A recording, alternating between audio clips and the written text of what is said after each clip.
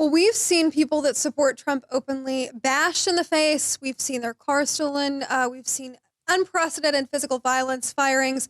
The lady who joins me now, Scarlett Fakar, she actually was fired from her job. She's a news anchor here in Texas, and she said that her employer fired her once she supported Trump openly on social media. Scarlett, thank you so much for joining the show. Could you just let our audience know what happened to you and what you're doing about it? Yeah, well, thanks for having me, guys. So, about a week ago, the day after the election, I posted something personal to my private Facebook page regarding um, the election, saying that I was happy that Donald Trump had won. And this was again to my private page. Not 24 hours later, I saw that same post splattered across a couple different news sites, the Houston Chronicle being one of them. And I had discovered that one of my quote unquote friends, most likely somebody who disagreed with me, had screenshotted part of that post and sent it to them, which is what has made this a huge deal right now. So in the past week, my employer told me that until further notice, I'm not allowed to be on air. And so I was writing news scripts for other reporters slash anchors to voice over and then air. And yesterday they came up to me, Human Resources called me down to the office and they said, we are terminating your contract because you broke your social media clause in the employee handbook. So this wasn't anything that was in my contract. It was in our employee handbook, nothing specifically based on politics or anything like that, but anything in our handbook says that if you put our station in a bad light, they can terminate you. So this is kind of, I guess, just shocked a lot of different people because I think that more than just me have voiced their opinions as a journalist on, whether it's in conversation or on their personal Facebook page, they've done the same thing and they have not been persecuted for it. There have been articles released today by the same ones who posted something on me prior, were the first ones to post. FTV Live, for example, posted something this morning regarding another journalist that has done the same thing, but has not been persecuted for it. So it's just kind of a double-edged sword here, kind of a lose-lose situation for me. Don't really know why this all happened. Do you feel like you were bullied or targeted because of the Trump support? Do you think you would have had the same treatment if you had been a Hillary Clinton supporter? Absolutely not. Absolutely not. I would say, I've worked at 3 different local news stations in my career, and I can say that the majority of those that I work with, my coworkers, are liberal. And I've seen, I'm not going to ever oust any of my, friends or coworkers, but I've seen others do the same thing on the other end, even on air, and they've not been, fired for it. And this is a huge, I was fired. I wasn't, there's been nothing on my record. You can look at every single thing I've done over the past 4 years as a journalist, scour over my reports, if you will, and you'll not find anything unbiased in those reports, or bias in those reports. So right now I'm kind of just at a point where I'm like, why did this happen to me and not to a lot of other people that have been voicing their opinions on the opposite side of the spectrum? Do you regret doing it, or is it something that you're kind of proud of at this point? Is it a badge of honor, or is it something like, oh my gosh? Is there any regret on your part? Well, I've gotten a lot of hate comments.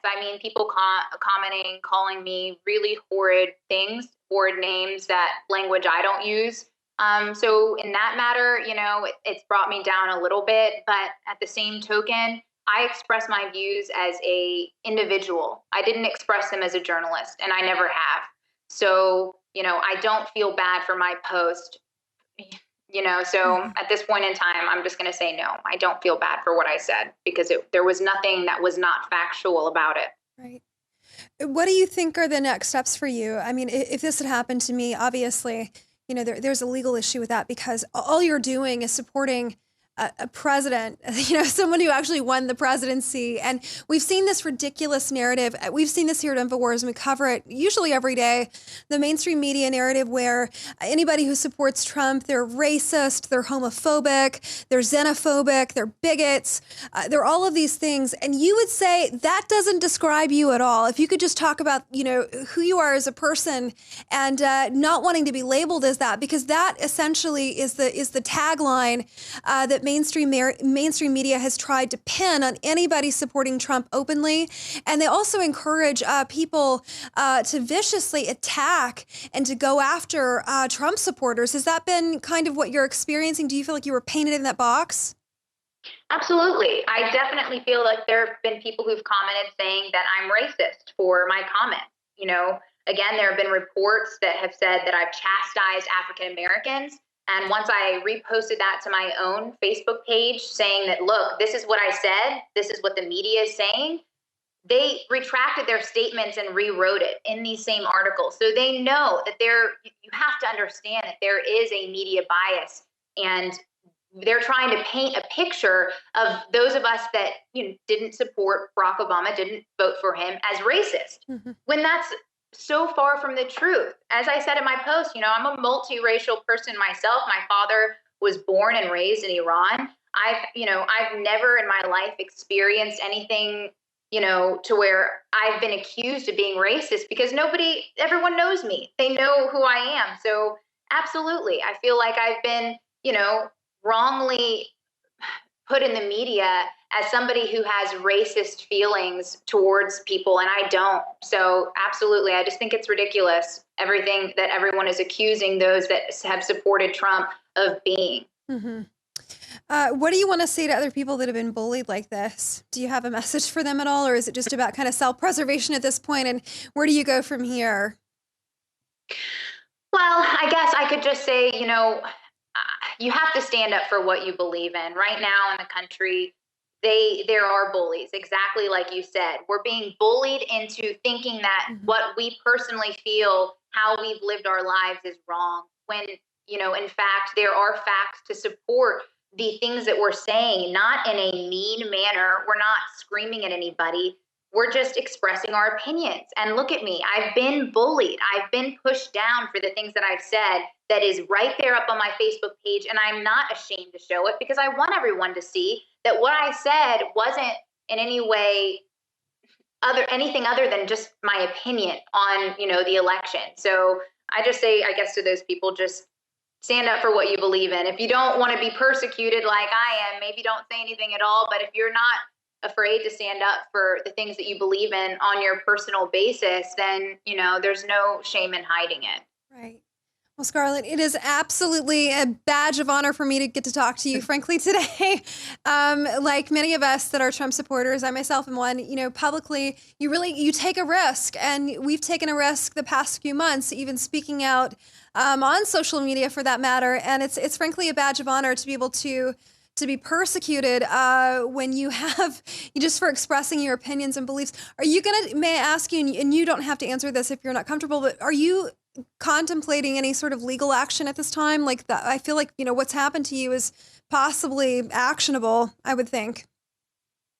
Yeah, I'd rather not talk about that at this point in time. I mean, I love my career. I love my job, and I think I'm very good at it. And I think there's a place somewhere for me. I don't know where that is yet, but at this point in time, I can at least say that legal action is not at the top of my list.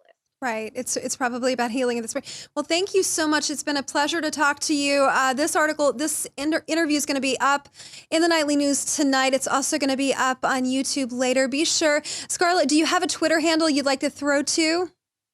Yeah, Scarlett on TV. All right. Got it. All right. Well, thank you so much for joining us. For more reports like this, be sure to check out our website, Infowars.com. I'm Margaret Howell reporting for Infowars.com.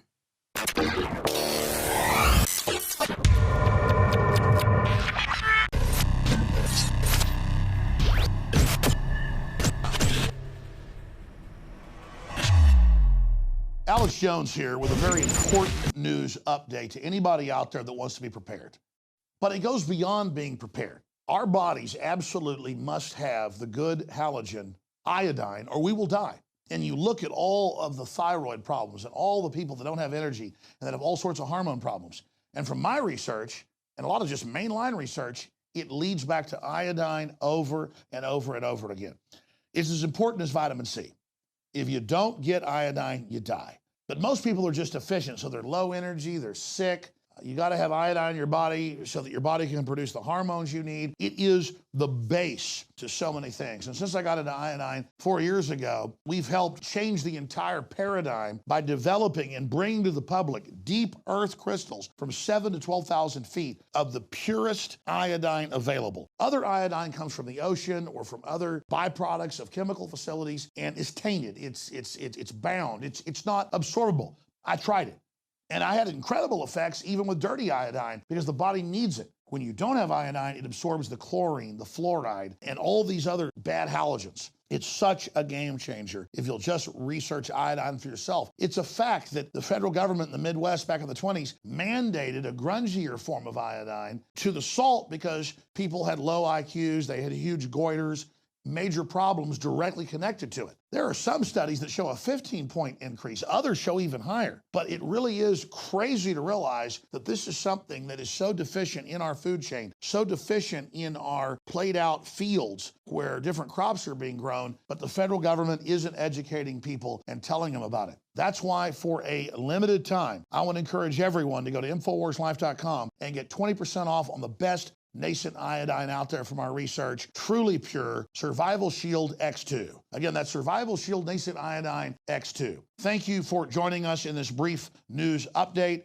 Do yourself and your family a favor and check out the importance of iodine for yourself. I think you're going to be blown away. And whatever you do, support the broadcast and get a bottle of Survival Shield Nascent Iodine X2. Also consult your physician because if you've been deficient in it or have other issues, it can have some dramatic effects. As for me and most folks I talk to, it's been a game changer in the positive column, but still consult your physician because iodine is no joke. It's a key building block of the body. And if you haven't had it for a long time and suddenly have it, some folks say they've experienced things like a detoxing effect and things like that. You've got to have vitamin C. You've got to have iodine to live. You got to have water to live. Iodine is key. You must have it, but consult your physician first before you get powerful Survival Shield Nascent Iodine X2 at InfoWarsLife.com or call toll free. We can answer your questions, 888-253-3139.